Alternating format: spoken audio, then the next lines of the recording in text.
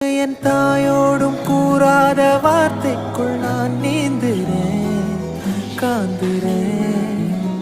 கனா காணும் போர்வைக்குள் காலத்தை அடகாக்கிறேன், தேக்குறேன்.